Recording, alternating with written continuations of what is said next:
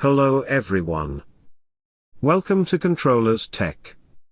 Today in this video, we will discuss about the CAN peripheral. There is a lot to cover in the CAN peripheral, so I will do multiple parts for it.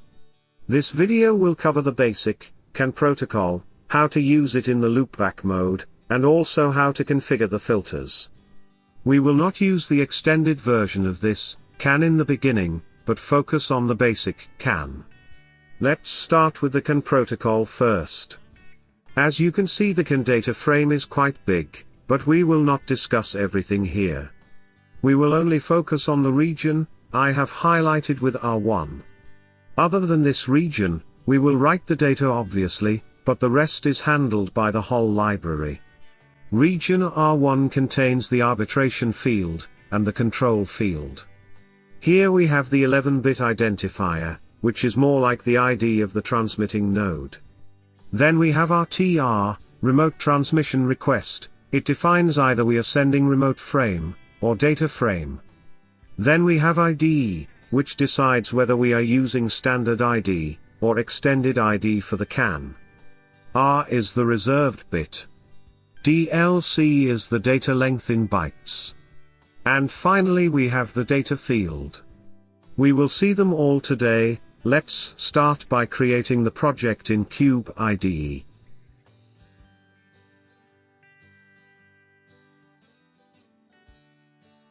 I am using STM32 F103C8 controller.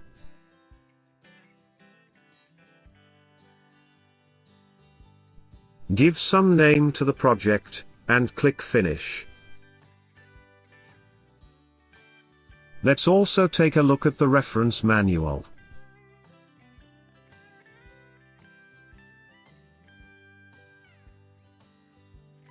Here is the CAN peripheral. Bluepill can support basic and extended CAN protocols. The bit rate here can be up to 1 Mbps. In the reception part, it have 2 FIFO to receive the data. For the devices with 2 CAN peripherals, there are 28 filter banks, and for the devices with 1 CAN peripheral, there are only 14 filter banks. We will discuss filter banks later in this tutorial. Bluepill only have 1 CAN peripheral, so we only have 14 filter banks here.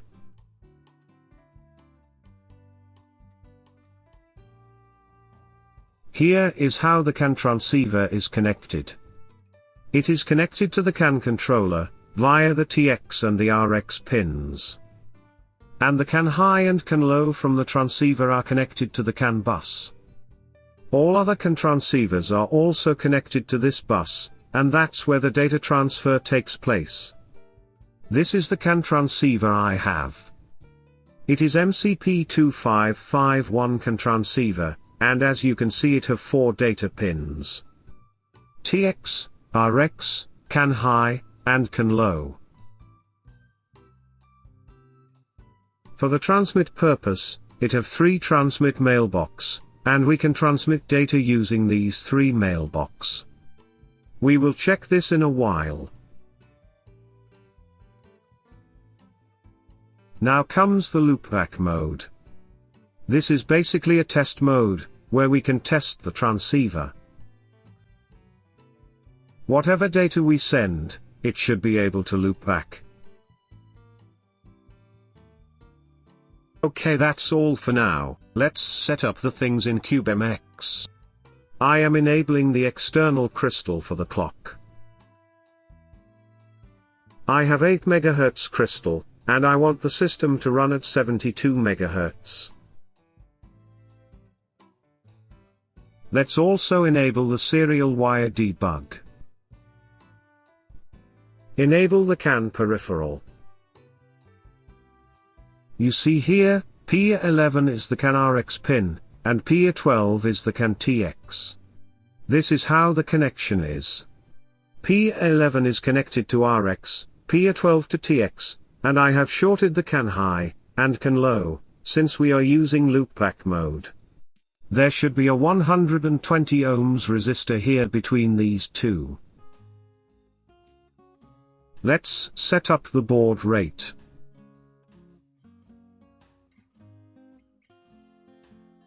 I am trying different setups to get the baud rate of 500,000 bits per second. Here I got it. Let's change the operating mode to loopback mode. Leave everything as default. Now go to the NVIC tab, and select the FIFO interrupt. You can use either of these FIFO, but I will show the working for both, so I am enabling both interrupts.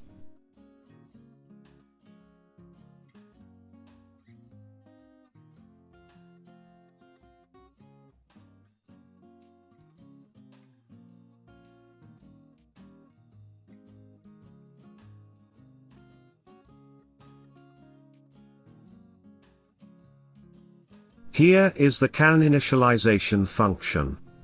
I will explain all these, but let's quickly test the loopback mode first.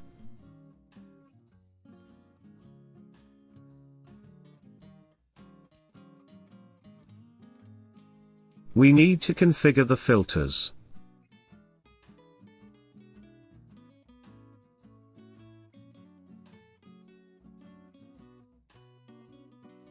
Let's put it here after the initialization.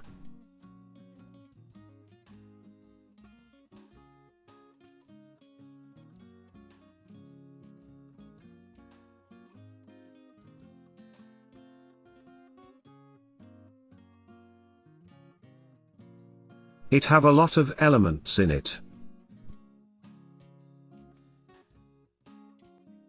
For now I am going with this configuration, but don't worry, I will explain this in a while. Now we will call the filter configuration function.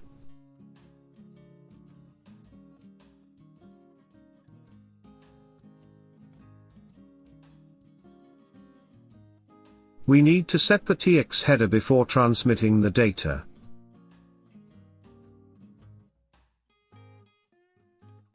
Also we will check the RX header, after the data has been received. Let's create a mailbox to send the data. Also create buffer for transmit, and receive.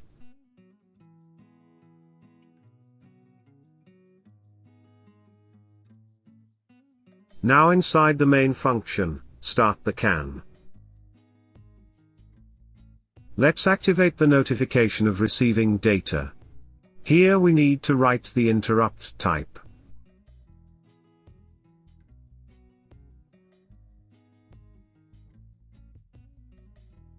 The type are defined in the CAN header file.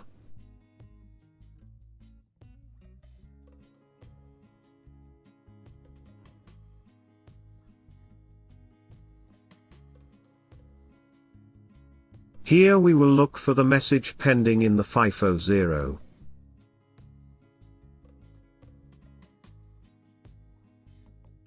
Now once this interrupt gets triggered, the interrupt callback function will be called.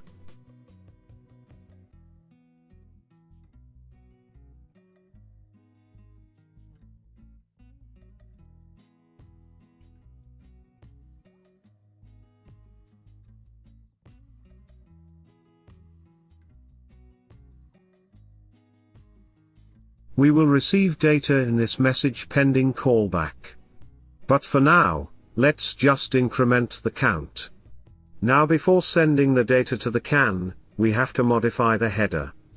Basically set the arbitration, and the control fields. We will do this in the TX header, that we defined earlier. The first member is the DLC. This specifies the length of data that we are going to send. I am planning on transferring only 1 byte of data. Next member is the extended ID. Since we are using basic CAN protocol today, we will keep it 0. Next is the IDE. This specifies the type of identifier.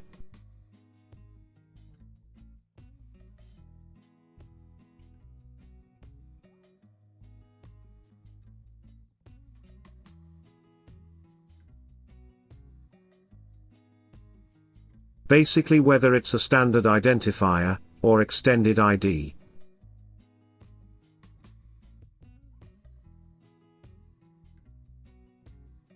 We are using standard 1 today, so we will keep it standard ID.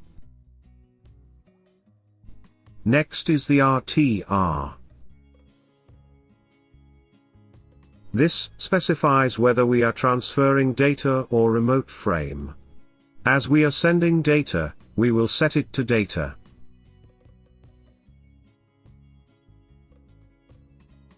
Next is the standard identifier. Here we can give any identifier for this CAN peripheral. If there are other devices connected on the CAN bus, they all will receive this header, and based on identifier, we can filter the messages from a particular device. This identifier can be 11-bit wide, and this serves as the ID for the CAN device. Next is the transmit global time. Let's not go into this, and we will keep it disabled.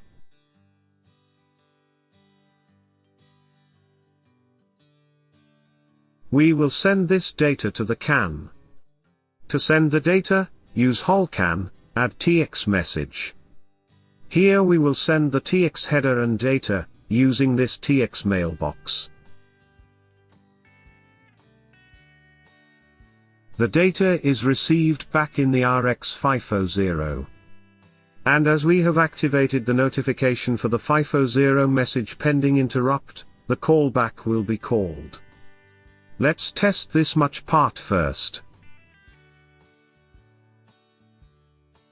Build and debug the code.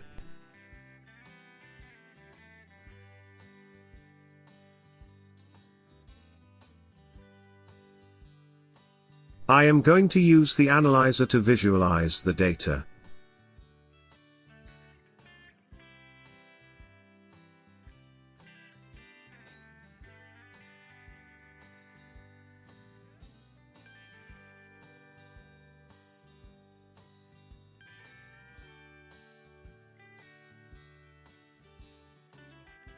Let's run the code now.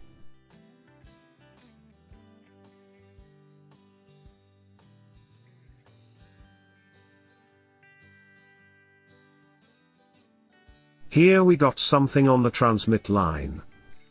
So we have the CAN identifier, just like we have assigned. The control field is 0x01.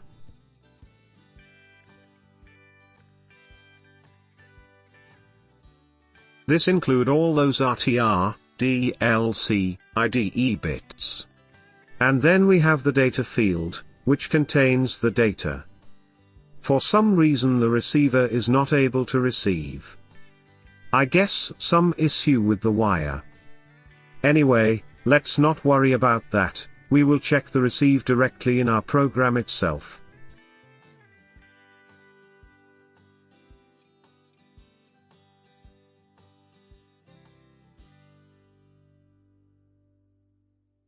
Inside the callback function, we will get the RX message.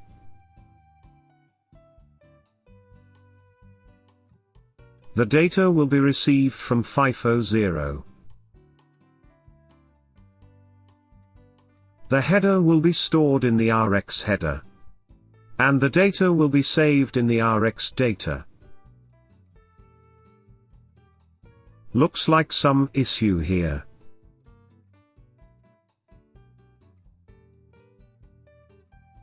The header is a pointer. So let's give the address here.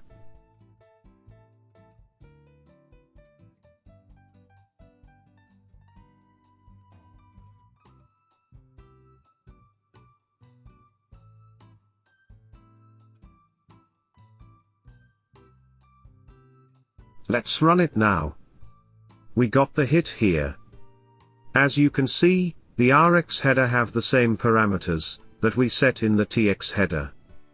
The standard ID is 0x103. The DLC is 1.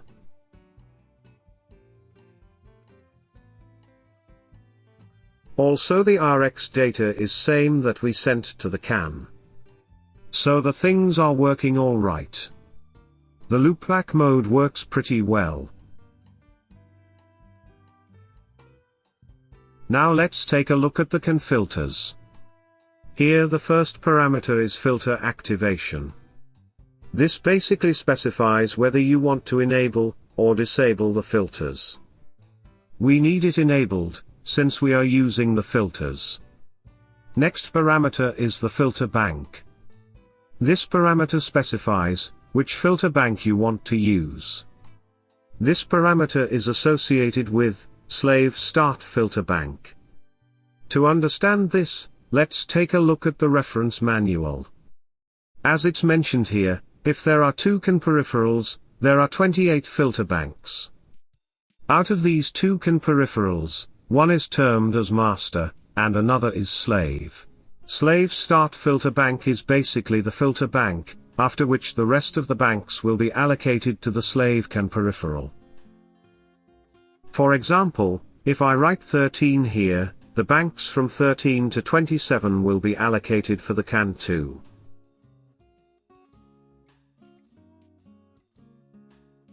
Or we can also say that banks from 0 to 12 are assigned to the CAN 1, the master CAN.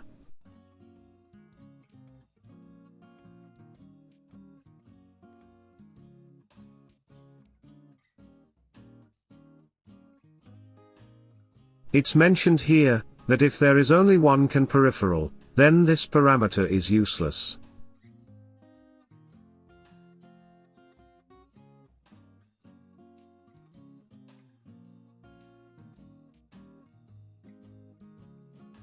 Now filter bank is the filter bank number that you want to use. For the controllers with single CAN peripheral, this can be between 0 to 13. But for the controllers with two CAN peripherals, you can use any filter bank that you have assigned for the respective CAN.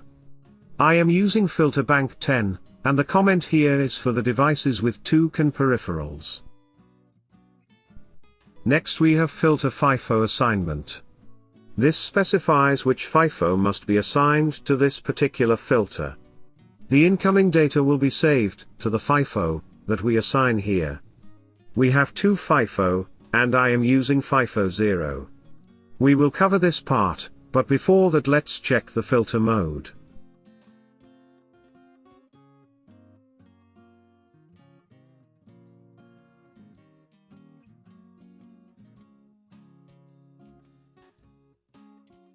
Here we have to choose the type of filter that we are going to use. We have two types of filters: the ID mask mode and the ID list mode.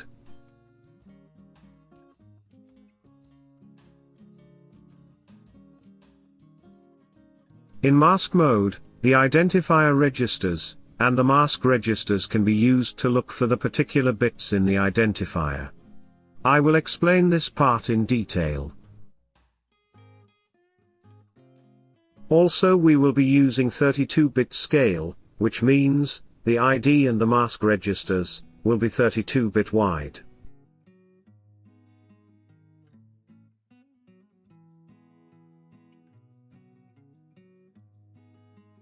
Now let's go back to the identifier and the mask registers. These registers are used to filter the incoming data. Basically we can configure these registers to filter the data and let it pass through only when some particular conditions are met. These are 32-bit wide registers. The red block is the higher 16 bits, and the green block is the lower 16 bits. Since we are not using extended ID, we will keep our focus on the yellow color boxes. Now if you remember, the standard identifier that we used during the transmit was 0x103.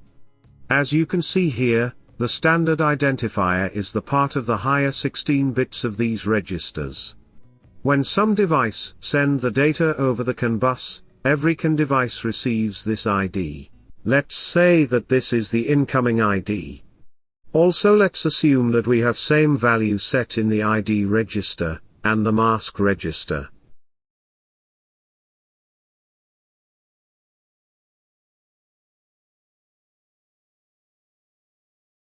Now pay attention to what will happen here.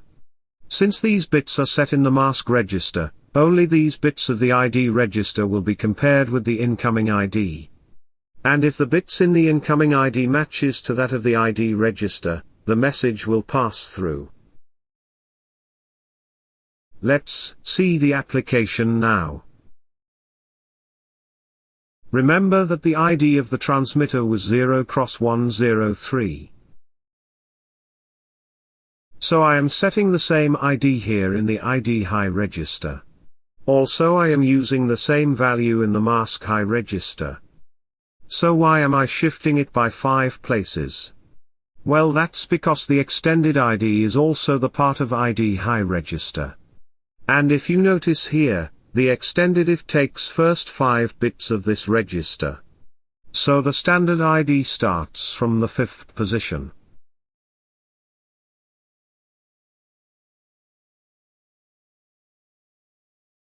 Let's test this part first.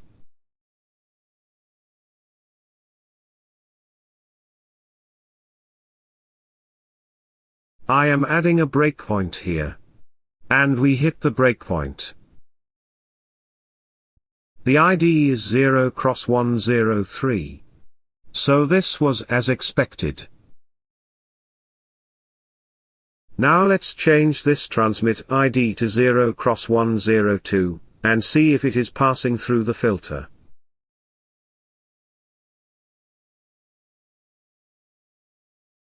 This time the filter didn't let it pass.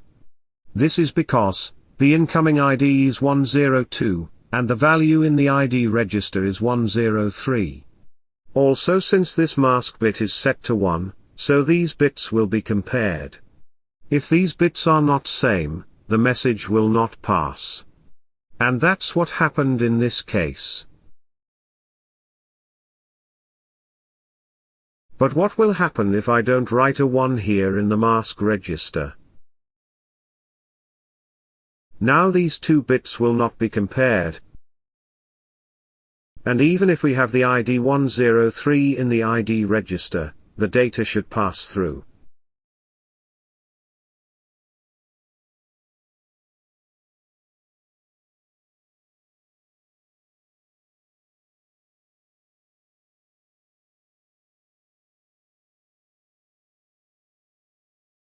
I am going to change the mask register value, so that the 5th bit is 0. Let's see the result now.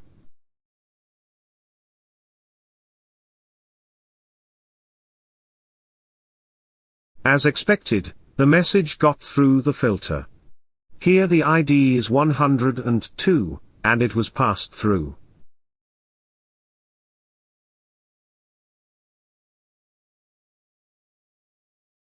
Even if the ID register was set to 103.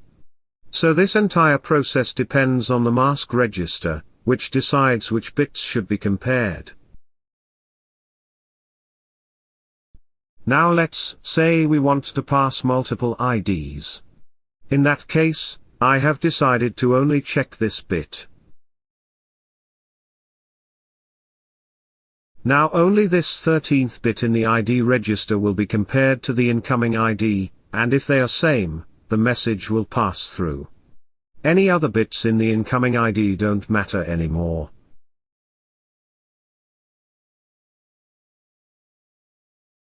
Let's test this. I am writing a 1 in the 13th position in the mask register.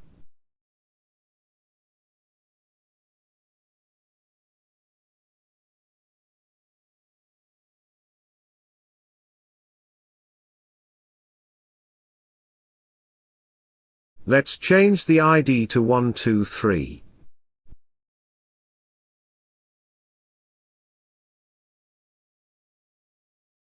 So this is passed through because the 13th position in the incoming ID was 1.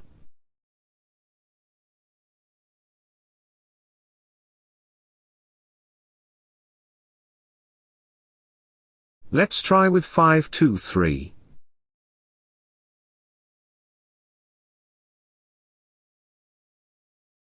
This was also passed through the filter.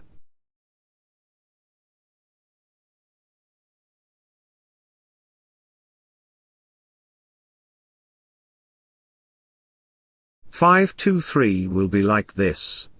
And this have a 1 in the 13th position, and since all that matter right now, the message was passed through. Also if I write a 1 in this position in the mask register, then this particular bit will be compared in the ID register, and the incoming ID. If these are same, the data will be okay. This is how the filter works. I hope you understood the logic here.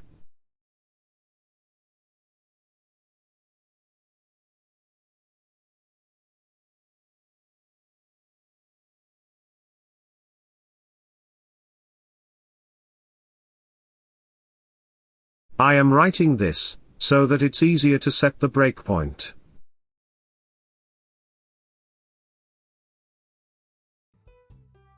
The another filter type we have is the ID list filter.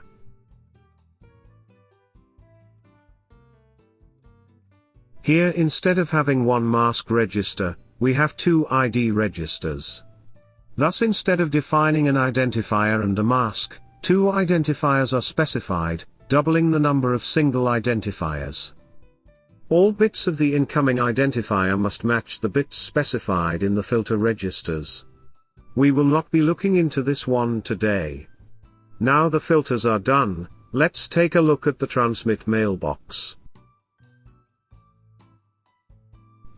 As mentioned here, it supports up to 3 transmit mailbox. The detailed description for this is given in the reference manual. Basically the mailbox was empty at first, then we write some data into it. Once we do the transmit, it goes into the pending state, from there it gets scheduled, and finally it transmits. While the mailbox is in the pending state, it can be aborted. Let's see how can we use these mailbox. I am going to create an array of 4 mailbox. And now I will send 3 mailbox, one by one.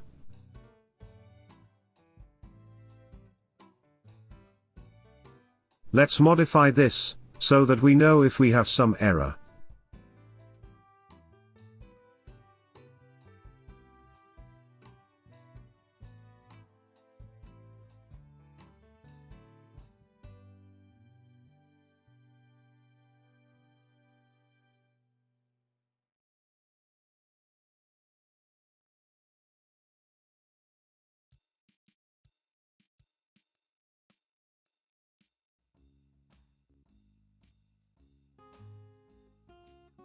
I am going to send different data field with each mailbox.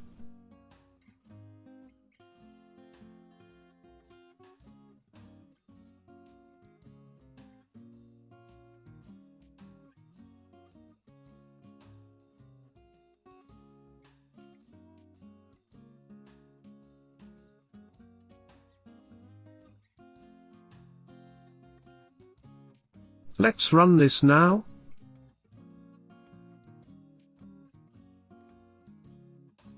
Okay, so everything was fine, and note here that we received the data from first mailbox.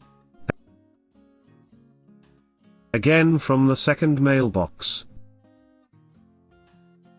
And now from the third mailbox. Things are going well till now. Now I will send the fourth mailbox, and see what happens.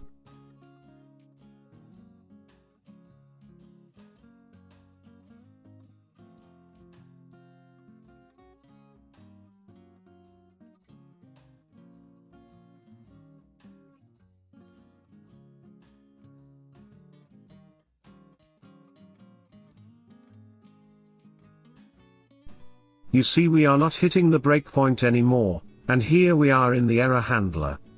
So what happens is, when it tried sending that fourth mailbox, it went into the error handler. This is because this peripheral can support up to 3 mailbox, and sending any more will result in failure. When all 3 mailbox were in pending states, you can change their priorities also. Check this section of the datasheet, as I am not going into that depth for now. So this is it for the loopback mode, and the filter configuration. I hope things were clear. In the next video, I will cover the normal mode, where we can communicate between two different CAN devices. You can download the code from the link in the description. Keep watching, and have a nice day ahead.